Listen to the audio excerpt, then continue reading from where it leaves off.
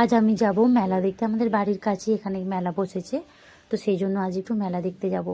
তো মা দীর্ঘ 5 বছর ধরে মা অসুস্থ, এইভাবেই আমাকে সমস্ত কিছু কাজ করতে হয়। আপনারাও দেখবেন যে আমি কিভাবে সমস্ত কিছু কাজ সামলে নিজের কাজ করি।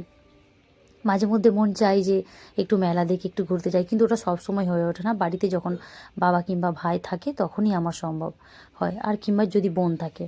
এদিকে আমি রান্না চাপিয়েছি, রান্না চাপাতে চাপাতেই মাকেই যে একবার করে উঠে এসে দেখছি। মাকে আমি মুড়ি খেতে দিয়েছিলাম, বললাম যে নিজে হাতে খাও, মাঝে মধ্যে একটু অভ্যাস তো করাতে হবে, নাহলে মা একেবারে আবার ভুলে যাবে।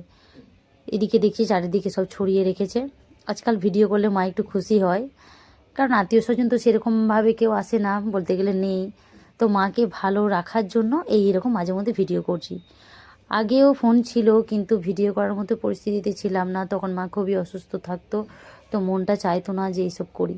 ওদিকে আমি সন্ধ্যের জন্য রুটি করে দিচ্ছি, মায়ের জন্য রুটি করে রেখে আমি তারপর যাব মেলায়। আমি চলে এসেছি মেলা দেখতে, আমি সব বোনেরা মিলে এসেছিলাম। এদিকে আমাদের পুচকু খাচ্ছে। টাটা, দেখা হবে পরের কোনো ভিডিওতে।